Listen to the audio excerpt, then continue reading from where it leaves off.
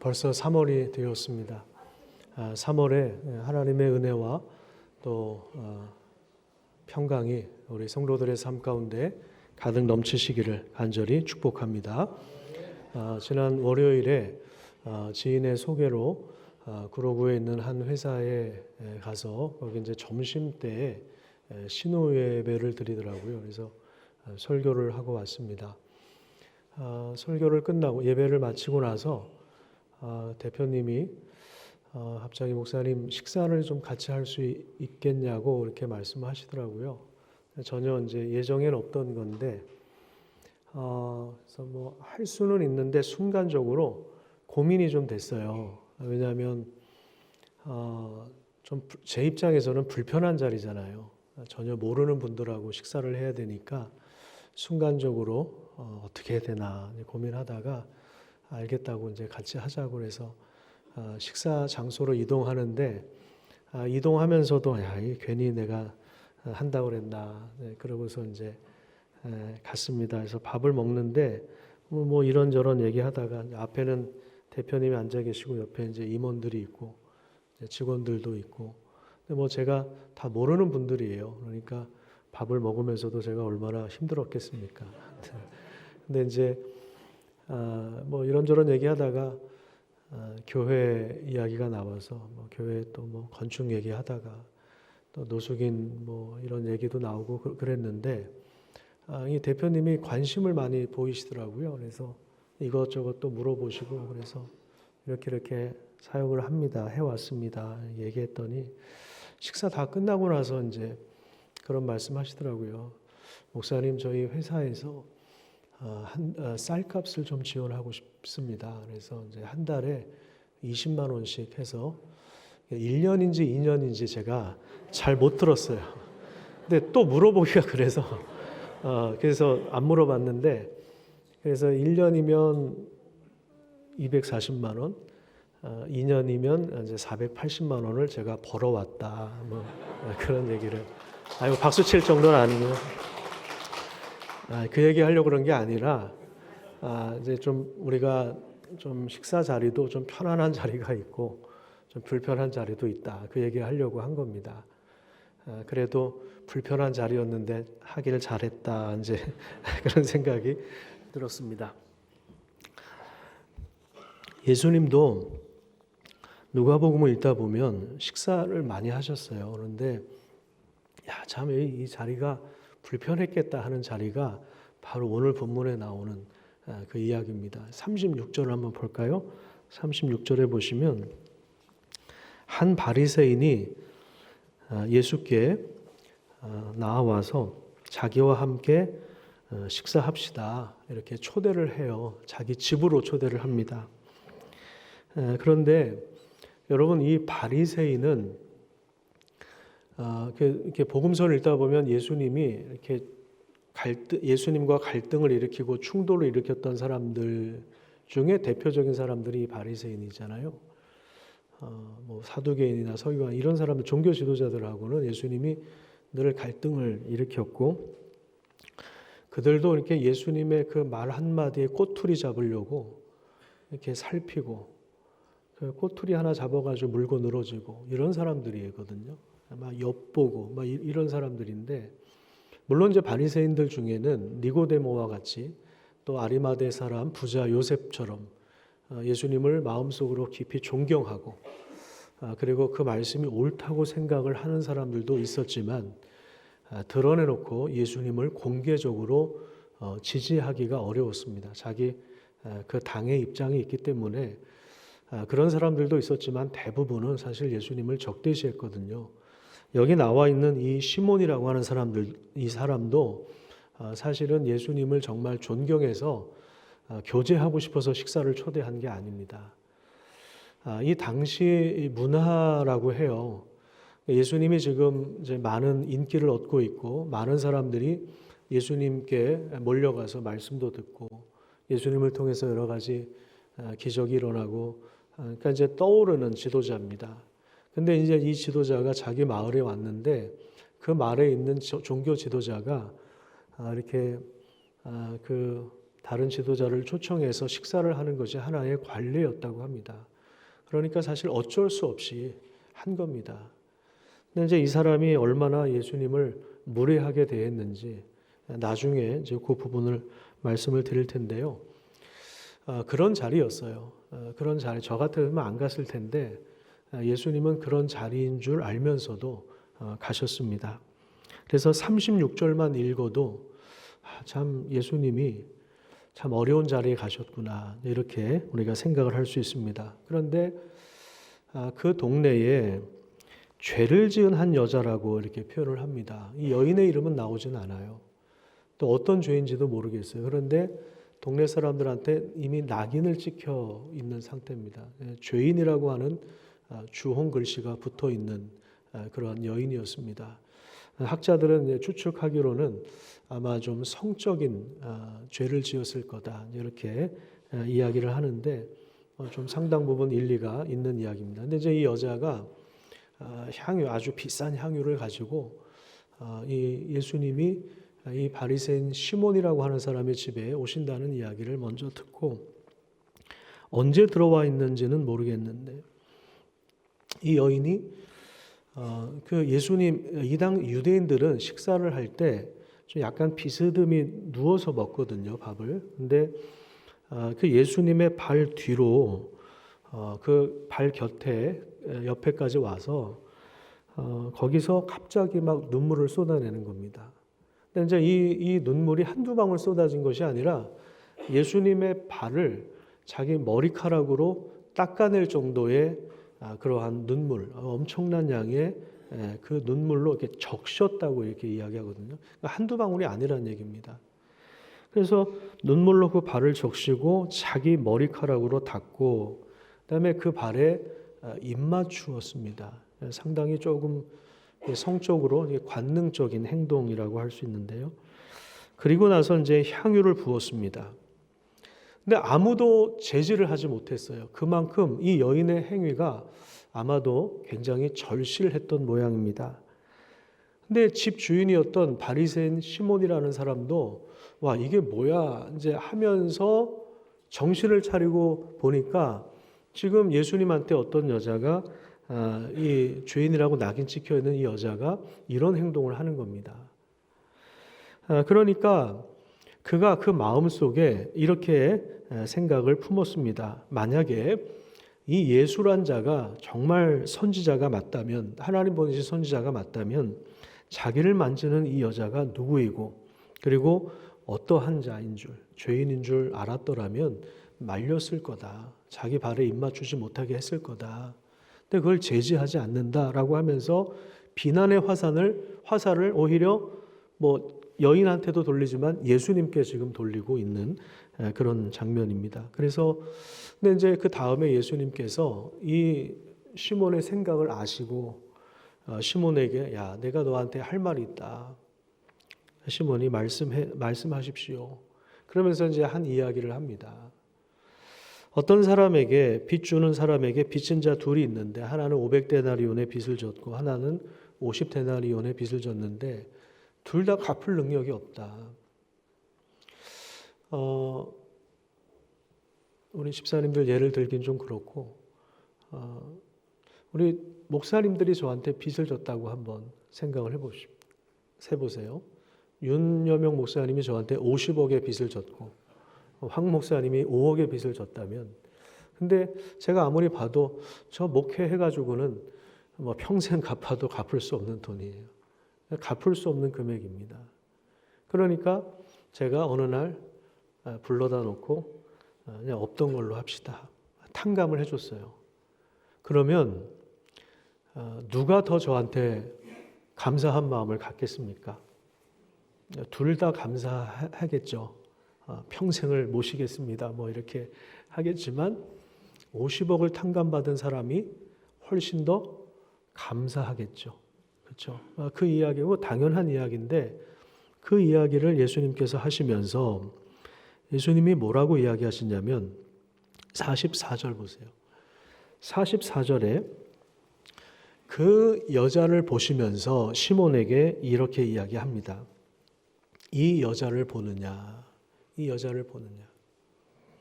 아마 이게 영화의 한 장면이었다면 이 카메라 감독이 시몬의 얼굴과 이 여자의 얼굴을 동시에 클로즈업을 했을 겁니다. 이 여자를 보느냐. 내가 너의 집에 들어올 때 너는 발 씻을 물을 내게 주지 아니하였다. 그렇게 이야기합니다. 이 당시에 도로가 우리처럼 이렇게 아스팔트나 좋은 도로가 아닙니다. 이렇게 흙먼지가 있는 그러한 도로입니다. 그런 땅이에요. 질퍽한 땅입니다. 그리고 우리처럼 이렇게 좋은 신발을 신고 다니지 않습니다. 그러니까 이 당시에는 손님이 어떤 집에 방문하면 당연히 그 집의 종이 이 발 씻을 물을 주고 씻겨줍니다. 종이 없으면 주인이라도 그 역할을 하는 것이 당연한 하나의 관례입니다. 그러니까 우리가 누가 우리 집을 방문했다면 초인종을 눌렀다면 아유 반갑게 맞이하면서 어서 오시라고 들어오시라고 그래서 외투를 벗으면 옷도 걸어주고 이게 이제 특별한 일이 아니잖아요. 이건 당연한 거잖아요. 당연한 것처럼 발 씻을 물을 주는 건 당연한 건데 그 당연한 행동도 하지 않는 무례함을 범한 것입니다. 그리고 너는 나에게 입을 맞추지도 않았다. 그러니까 유대인들의 그냥 인사거든요. 포옹하고 입을 맞추는 가볍게 입을 맞추는 것이 인사인데 가장 기본적인 인사도 하지 않았고 그 다음에 너는 나에게 감람유도 붓지 아니하였다. 이 기름을 붓는 것은 손님이 어떤 신분을 가지고 있느냐에 따라서 조금 다르긴 한데요. 너는 나에게 평범한 이 감람유도 붓지 아니하였는데 이 여자는 눈물로 내 발을 적셨고 머리카락으로 그것을 닦았으며 내 발에 입 맞추기를 그치지 않았고 너는 감람유도 붓지 않았지만 이 여인은 가장 비싼 향유를 내 발에 부었다. 그러면서 이 여인에게 내가 너에게 말하노니 너의 많은 죄가 사하여졌도다. 이는 그의 사랑함이 많음이라. 이 여인이 이런 행동을 했던 이유에 대해서 예수님을 사랑하는 그 크기가 굉장히 크기 때문에 이런 행동을 했다고 말씀을 하시는 겁니다. 그러니까 지금 이 여인의 행동이 아니었다면 어쩌면 이 바리새인 시몬의 무례했던 행동이 묻힐 뻔했습니다. 알려지지 않을 뻔했습니다. 그런데 이 여인의 행동 때문에 이 바리새인이 예수님을 초대해 놓고 얼마나 무례하게 행동했고 얼마나 지금 예수님한테 모욕을 주고 있는지 초대를 했지만 사실 초대를 안 한 게 더 나을 정도로 상당히 무례하게 거리두기를 하는 모습을 했다는 것입니다. 그런데 왜 그러면 이렇게 무례하게 할 거면서 왜 초대했느냐? 아까 말씀드린 것처럼 이게 하나의 관례였습니다. 근데 그 주변에 바리새인들이 있었을 거 아닙니까? 그 사람들 보라고 내가 예수에 대해서 이런 입장을 가지고 있다라고 하는 것을 더욱더 공고히 하기 위해서 이 바리새인 시몬이 예수님께 이렇게 행동을 했던 것입니다.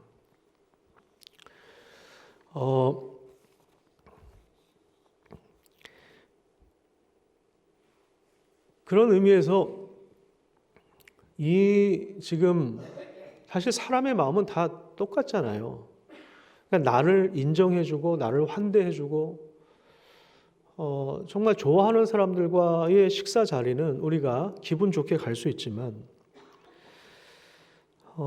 우리가 이렇게 불편한 자리 이렇게 막 거리두기를 할 수밖에 없는 뭔가 꼬투리를 잡으려고 하는 무례하게 행동하는 이런 자리에 만약에 우리가 초대된다면 별로 그렇게 우리는 가고 싶은 마음이 안 들 겁니다. 그런데 예수님은 간 거예요. 예수님은 갔습니다.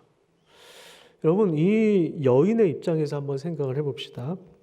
이 여인이 눈물을 흘린 이유가 무엇일까요? 한두 방울이 아니라 그렇게 격정적으로 적실 정도의 눈물을 흘렸던 이유가 무엇일까요? 그것은 바로 그 여인이 받았던 그 용서의 크기라고 할 수 있습니다. 아까 말씀드린 대로 이 여인은 동네 사람들에게 공개적으로 낙인 찍혔을 정도의 죄인입니다. 그래서 그 죄인이라고 하는 주홍 글씨를 계속 달고 살아야 됩니다. 그러니까 요즘 같았으면은 그냥 뭐 다른 지역으로, 자기를 모르는 지역으로 이사 가버리면 끝일 수도 있어요. 그런데 그 공동체 안에서 평생을 주홍 글씨를 달고 살아야 됩니다. 어쩌면 가족도 외면했을지 모릅니다. 어쩌면 이 여인도 자신이 죄를 범한 행동에 대해서 많은 후회를 했을 것이고, 내가 왜 그랬을까 하는 그런 죄책감을 가지고 그 죄에 대한 책임을 떠안고 살아갈 수밖에 없는 그런 운명입니다. 하지만 이 여인은 지금 이 본문의 사건이 있기 전에 성경에 나오진 않지만 예수님을 만나서 예수님을 통해서 놀라운 용서와 치유와 회복의 은혜를 경험한 것입니다. 예수님을 통해서 용서를 받았기 때문에 마치 50억을 탕감받은 사람처럼 예수님에 대한 그 빚진 마음이 굉장히 큰 것입니다. 그런 상황 속에서 자기에게는 가장 비싼, 가장 값 있는 그 향유를 부어드리기 위해서 그 자리에 왔는데 아마 이 여인이 다 지켜보고 있었겠죠. 바리새인이 예수님에 대해서 얼마나 무례하게 행동을 했는지, 예수님이 그 자리에서 얼마나 모욕을 당하시는지 그거에 대해서 분명히 여인이 봤을 겁니다. 그러니까 그거 자체가 여인에게는 굉장한 슬픔으로 다가왔던 겁니다. 그렇기 때문에 예수님을 생각하면서 그렇게 눈물을 흘린 것입니다. 예수님의 발, 먼지가 묻어 있을 것이고 냄새가 날 수밖에 없는 그 발을 눈물로 씻기고 자기 머리카락으로 닦아내고 그리고 그 발에 입을 맞추는 행위, 향유를 붓는 행위, 그것은 예수님을 사랑하는 그 마음의 크기였던 것입니다. 그 이후에 예수님은 이 여인의 죄를 공식적으로 사해 주셨습니다. 개인적으로도 이미 용서해 주셨지만 다른 사람들이 있는 공적인 자리에서 이 여인의 죄를 사하심으로 깨어진 공동체와의 관계를 회복시켜 주셨습니다. 여러분, 이것이 바로 예수님께서 제자들에게 보여주시는 하나님 나라의 실제적인 모습입니다. 하나님 나라는 인간의 죄를 용서하고 치유하고 그 삶을 회복하는 나라입니다. 여러분들은 어떻습니까? 여러분들은 예수님에 대해서 어떤 입장을 가지고 계십니까? 그냥 적당한 정도의 거리두기를 하고 계십니까? 아니면 이 여인처럼 정말 예수님께 빚진 마음을 가지고 예수님을 사랑하는 마음을 가지고 내 그 어떤 헌신도 아깝지 않다는 생각을 하고 계십니까? 하나님의 놀라운 용서를 받은 자로서 그 감격을 가진 자로서 눈물과 헌신과 사랑으로 삶을 살아가고 계십니까? 참 제가 이 본문을 읽으면서 놀라운 것은 아까도 말씀드렸지만 예수님께 사랑을 고백하는 죄인도 만나주시지만 이 바리새인처럼 불편하게 하고 무례하게 대하는 자의 초청에도 응하신다는 것입니다. 우리 같았으면 절대로 가지 않았을 자리입니다. 우리는 일정한 거리두기를 하면서 우리의 꼬투리를 잡으려고 하고 우리를 엿보려고 하고 뭔가 이렇게 우리를 불편하게 하는 사람들과는 아예 상당한 거리를 두려고 합니다. 하지만 예수님은 그런 불편한 마음을 뛰어넘어서 자신을 적대시하는 사람들이 많은 그 식사 자리에도 직접 가신 것입니다. 왜 예수님께서 이렇게 행동을 하셨는가? 누가복음 15장으로 가서 이 부분을 조금 더 자세히 살펴보도록 하겠습니다. 누가복음 15장 1절과 2절 말씀해 보시면 지난 온가족 새벽기도회 때 제가 6번 설교했던 본문이기도 합니다. 1절과 2절을 먼저 보시면 모든 세리와 죄인들이 말씀을 들으러 가까이 나아왔다 이렇게 이야기합니다. 예수님에 대한 소문이 퍼지면서 예수님의 말씀을 듣고자 예수님을 경험하고자 많은 사람들이 몰려왔는데 그 중에는 사람들로부터 손가락질을 받는 세리와 죄인들, 아까 그 여인처럼 저 사람은 죄인이야, 라고 낙인 찍어버린 그런 사람들도 예수님께 가까이 나아왔습니다. 그런 사람들과도 예수님이 식사를 즐겨 하셨습니다. 자, 그런데요, 거기에 대해서 시비를 거는 사람들이 나오죠. 누굽니까? 바리새인과 서기관들이 수군거려서 이 사람이 죄인을 영접하고 음식을 같이 먹는다. 그렇게 수군수군 거립니다. 뒤에서 수군수군 거립니다. 자, 그래서 3절에 보시면 예수님께서 비유의 말씀을 세 가지를 하시는데 이 비유의 말씀을 누구한테 하신 겁니까? 바로 그들에게 하신 겁니다. 누구한테요? 수군수군 거리는 사람들. 바리새인들과 서기관들.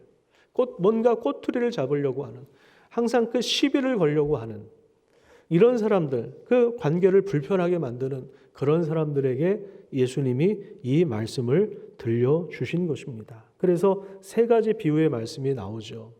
그 중에 이제 세 번째, 몇 절입니까? 11절부터 나오는 잃어버린 아들을 되찾은 아버지 비유의 이야기를 우리가 6번에 걸쳐서 말씀을 들었는데, 그때 새벽에 봤던 그림을 좀 다시 한번 보도록 하겠습니다.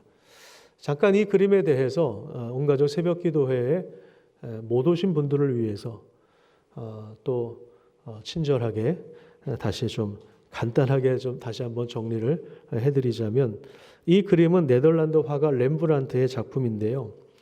그런데 이제 이 작품이 이제 러시아의 미술관에 있다고 하는데요. 이 작품의 원작을 보면서 이 헨리 나우엔이라고 하는 영성신학자입니다. 이 사람이 너무 거기에 감명을 받은 거예요. 그러니까 우리는 지금 이제 그냥 인터넷 화면으로 보지만 이걸 원작을 보면 그 감동이 아마 더해질 거라고 저도 생각을 합니다. 우리가 이제 유튜브로 이어폰 꽂고 어떤 가수, 여러분들이 좋아하는 가수가 누가 있나? 요즘에 가수를 제가 모르겠는데, 예를 들어서 우리 아줌마들 임영웅 좋아한다고 그러는데, 임영웅 트로트를 이어폰 꽂고 듣는 거하고 콘서트장에 직접 가서 듣는 거하고 전혀 다르겠죠. 그런 맛이 있을 겁니다.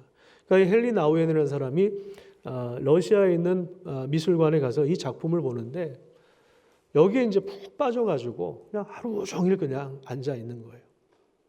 근데 이제 시간이 지나면서 오후가 되면서 해가 이렇게 좀 이동하잖아요. 그 햇빛이 반사되는 각도에 따라서 이 그림을 통해서 주어지는 그 엄청난 은혜, 엄청난 그 상상력에 대해서 이 그림에 대한 통찰력을 가지고 쓴 글이 탕자의 귀향이라는 책입니다. 제가 주보에 3월 추천도서로 기록해 놓은 책인데요. 저도 이제 이 책을 한 달 전부터 이제 읽으면서 온가족 새벽 기도회 때 설교 때 많은 모티브를 얻었고 실제로 제 설교는 이 책에 많은 빚을 지고 있습니다. 둘째 아들이 여기 지금 무릎을 꿇고 있는 둘째 아들, 아버지의 생명과도 같은 유산을 받아서 먼 나라로 갑니다. 그가 누리고 소유했던 모든 것이 다 사실은 아버지의 것이죠.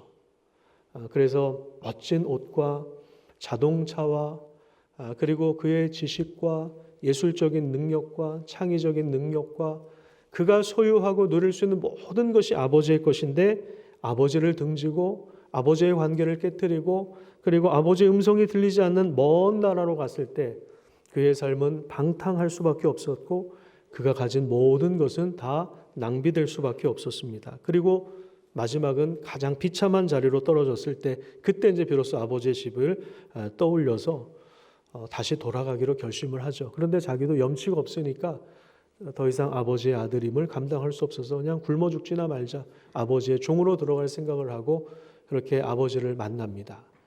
그래서 새벽 기도회 때 자세히 설명을 드렸기 때문에 더 이상 말씀을 드리지 않겠지만, 이 둘째 아들의 모습을 보면 저 발바닥도 보면서 여기 뭐 상처도 그렇고 이 얼마나 고생했는지, 옷도 저거 황토색 통옷 하나 그냥 입고 있는 그 아버지로부터 얻었던 모든 지위와 영광을 잃어버린 완전히 거지가 된 그런 상태의 모습을 보게 되고, 그 다음에 저 아들을 끌어안는 그 아버지의 모습을 우리가 보게 됩니다. 아버지는 마을 사람들이 둘째 아들을 알아차리기 전에, 왜냐하면 이 마을 사람들이 알아보면 그 당시 문화에서는 이 아들이 험한 꼴을 당할 수 있기 때문에, 그래서 먼저 달려가는 거예요. 동네 사람들이 알아차리지 먼저 달려가서 이 아들을 끌어안는 것입니다. 그래서 아들의 지위를 다시 회복시켜주고 기쁨의 잔치를 열죠. 그런데 이 아버지의 모습을 보시면 렘브란트는 둘째 아들을 맞이하는 아버지를 시력을 거의 잃어버린 노인으로 그렸습니다. 왜냐하면 그토록 보고 싶어서 눈이 짓물러 버린 상태다. 그렇게 표현을 한 겁니다. 이건 이제 작가의 감성이죠. 작가의 상상력을 헨리 나우엔이라는 사람이 또 해석을 한 것입니다. 그리고 손을 보시면 오른손과 왼손이 다르죠. 왼손은 아버지의 손을 그린 것입니다. 오른손은 어머니의 손으로 그려냅니다. 아버지의 손은 엄지손가락부터 세워서 힘있게 누르는 것 같아요. 강한 손으로 어루만지며 아들에게 힘과 용기를 줍니다. 왼손은 부드러운 어머니의 손입니다. 그동안에 고생 많았다고 어루만지는 것 같아요. 성경을 읽어보면 하나님의 부성애에 대한 이야기도 나오고 모성애에 대한 이야기도 나옵니다. 여인이 어찌 그 젖 먹는 자식을 잊겠느냐. 그들은 혹시 잊을지라도 나는 너희들 잊지 않을 것이다. 이게 하나님의 모성애와 같은 진한 사랑을 이야기하는 거죠. 큰 형은 이제 오른쪽에 있는 사람을 이제 큰 형으로 보는데요. 왜냐하면 아버지와 동일한 지금 갈색 옷을 입고 있는 걸 보면서 아버지와 같은 신분의 사람. 그런데 형의 모습을 보십시오. 이 형은 아버지와는 다르게 동생을 한두 걸음 떨어져 있죠. 아버지는 끌어안고 있는데 한두 걸음 떨어져 있어서 환대하지도 않고 손을 펴지도 않아요. 손을 모으고 있어요. 손을 펴줄 마음이 없는 것 같습니다. 지팡이를 의지해서 허리를 뻣뻣하게 세웁니다. 아버지는 자세를 낮추어 아들을 감쌌지만 큰 형은 동생이 못마땅한 그런 표정으로 보고 있는 것입니다.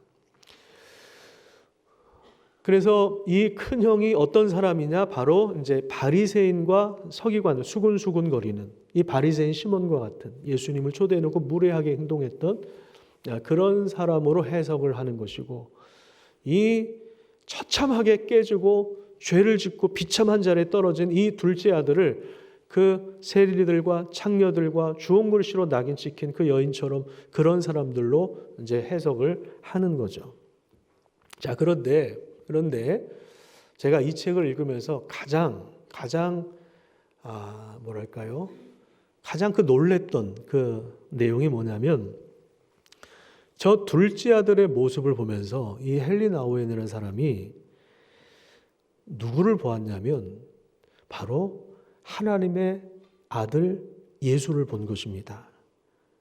아버지를 거역했던 자식이 아니라 순종하는 아들로서 하나님을 거역하고 잃어버린 모든 자녀들을 다시 하나님 나라로 이끌어가기 위하여 오셨다는 것입니다. 그래서 예수님은 둘째 아들과 같은 우리를 위해서 우리를 예수님처럼 변화시켜서 아버지의 고향, 바로 하나님 나라로 가게 하시도록 자신의 모든 영광, 그러니까 예수님이 하나님 아버지로부터 받은 모든 재산을 다 처분했다는 거죠. 그 희생과 섬김으로 우리가 하나님의 자녀가 되도록 하셨다는 것입니다. 자, 빌립보서를 한번 찾아볼까요? 성경을 한번 찾아보세요. 320페이지입니다. 이건 자막을 준비 안 했습니다. 신약 성경 320페이지 빌립보서 2장 5절부터. 저는 가끔 말씀드리지만 좀 불편하시더라도 성경책을 꼭 가져다니시기를 바라고 있습니다. 빌립보서 2장 5절부터 11절까지 보시면, 너희 안에 누구의 마음을 품으라고 이야기합니까? 그리스도 예수의 마음입니다. 그분은 근본 하나님의 본체시나, 여러분 이게 뭡니까? 아버지의 모든 영광을 동일하게 소유하신 분이라는 거죠.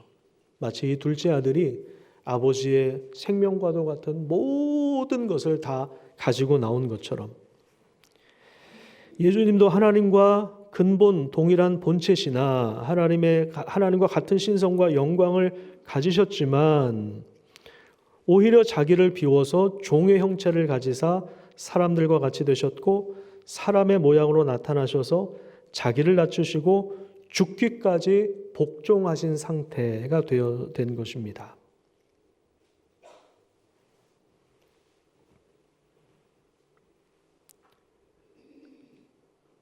아버지로부터 받은 그 모든 영광을 다 내려놓고 빈털터리가 되신 거죠. 죄를 지었던 여인처럼, 둘째 아들과 같은 사람들처럼, 세리와 죄인들처럼 누구나 손가락질하며 죄인으로 낙인 찍힌 자들, 또 큰아들처럼 아버지 집에 있지만 스스로를 의롭게 여기며 다른 사람들을 판단하며 시기와 질투로 가득 차 있는 이 바리새인과 서기관과 같은 사람들, 늘 원망과 불평을 달고 다니고 꼬투리를 잡고 기회를 엿보고 흠잡으려고 이렇게 기회를 엿보는 그런 사람들을 위해서 예수님은 자신의 생명을 내어주심으로 용서해 주신 것입니다. 여러분, 이 용서의 크기는 만왕의 왕이신 하나님의 아들이 직접 죽으시는, 우리가 감히 상상할 수 없는 그 크기예요. 따라서 자신의 죄가 크다고 인식할수록 우리는 이 여인처럼 주님을 사랑하고 주님이 모욕을 당하실 때 아파할 수밖에 없는 것입니다. 눈물밖에 나오지 않는 것입니다. 비싼 향유를 부어도 우리가 아무리 헌신을 해도 예수님의 용서의 크기를 다 덮을 수도 없고 따라갈 수도 없는 것입니다.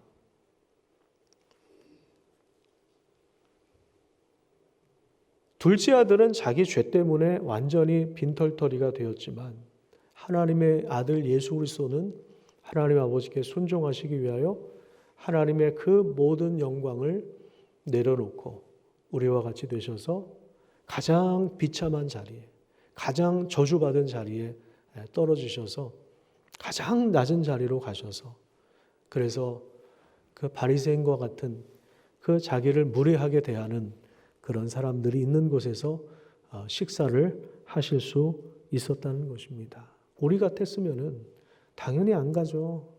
당연히 안 가. 다시는 안 가죠. 모르고 갔다 하더라도 다시는 안 갔을 겁니다. 그런데 예수님은 그들에게 대하여 또 이런 비유의 말씀을 하심으로 그들이 돌이킬 기회를 주고 계시는 것입니다.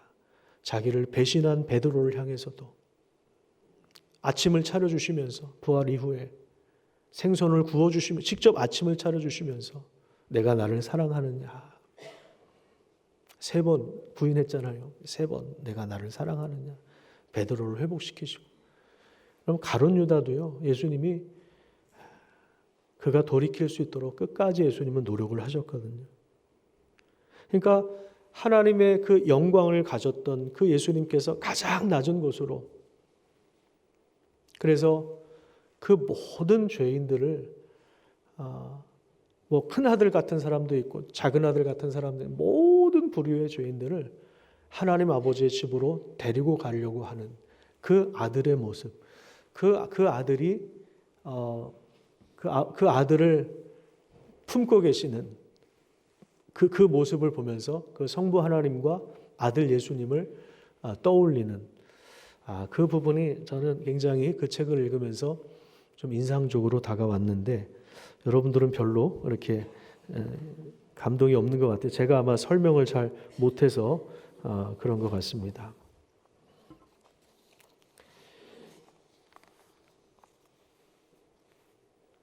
그래서 예수님께서 우리를 구원하셨다라고 했을 때 그것은 단순히 그냥 천국에 들여보내시는 정도가 아니고요. 우리를 하나님의 아들의 형상, 누구의 형상입니까? 바로 예수 그리스도와 같은 모습으로 변화시키시는 것입니다. 하나만 더 찾아볼게요. 요한 1서를 한번 볼까요?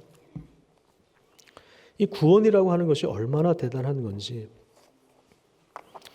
요한 1서 3장을 한번 보십시오. 391페이지에 있습니다. 요한 1서 3장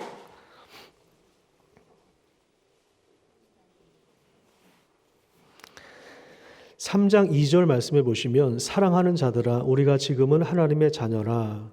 장래에 어떻게 될지는 아직 나타나지는 아니하였으나 그가 나타나시면, 그러니까 예수님이 다시 오시면 우리가 누구와 같이 된다는 이야기입니까? 그와 같을 줄을 아는 것은 그의 참모습 그대로 볼 것이기 때문이다. 우리가 예수님과 동일한 영광스러운 상태로 진입하게 될 것이다. 그렇게 변화되게 될 것이다. 그게 구원의 엄청난 의미입니다. 그래서 3절에 보시면 주님을 향하여 이 소망을 가진 자마다 자기를 깨끗하게 하느니라. 여러분, 이렇게 엄청난 용서를 받고 나서 이 여인이 똑같은 죄를 저지를 수 있을까요? 그건 불가능합니다. 그 용서와 그 은혜를 받았기 때문에. 로마서 8장 17절도 한번 보겠습니다. 로마서 8장 17절. 우리가 정말 이걸 믿고 있으면 여기에 우리 인생을 걸 수밖에 없습니다. 250페이지입니다. 로마서 8장 17절 말씀 보시면 16절부터 읽겠습니다. 성령이 친히 우리 영과 더불어 우리가 하나님의 자녀인 것을 증거하시나니 자녀이면 또한 상속자, 곧 하나님의 상속자이고 그리스도와 함께한 상속자. 누구와 함께한 상속자라고요? 그리스도와 함께한 상속자다. 화면을 한번 보십시오. 세 번역으로 한번 읽어보시죠. 같이 읽겠습니다. 시작. 자녀이면 상속자이기도 합니다. 우리가 그리스도와 함께 영광을 받으려고 그와 함께 고난을 받으면 우리는 하나님이 정하신 상속자요 그리스도와 더불어 공동 상속자입니다. 완성된 그 하나님 나라를 상속받는, 그래서 어떤 사람은 한 고을의 권세, 어떤 사람은 5 고을의 권세, 어떤 사람은 10 고을의 권세, 어떤 사람은 한 도시를 다스리도록, 회복된 그 우주 만물을 하나님께서 다스리도록 그리스도와 함께 공동 상속자가 되도록 우리를 불러내셨다. 죄인으로 낙인 찍혀서 평생 주홍글씨를 달고 살다가 그 죄의 저주 아래 갇혀서 지옥의 형벌을 피할 수 없는 하나님의 진노를 그대로 당할 수밖에 없는 우리를 불러내시는 그 사랑의 초대가 오늘도 이 자리에 계속되고 있는 것입니다. 그 아들 예수님을 믿으시기를 바랍니다. 그리고 우리가 구원을 얻었다면 그 구원은 아들의 형상을 회복하는 단계까지 하나님이 우리를 이끌어 가시는 것입니다. 그렇기 때문에 늘 예수님의 마음을 품고 우리를 깐보고 우리 늘 비교당하잖아요, 세상에서. 그런 사람들에게도 우리는 그리스도의 마음을 품고 의연하게 대처할 수 있는 것입니다. 여러분 그 마음을 품고 살아가시기를 간절히 축복합니다.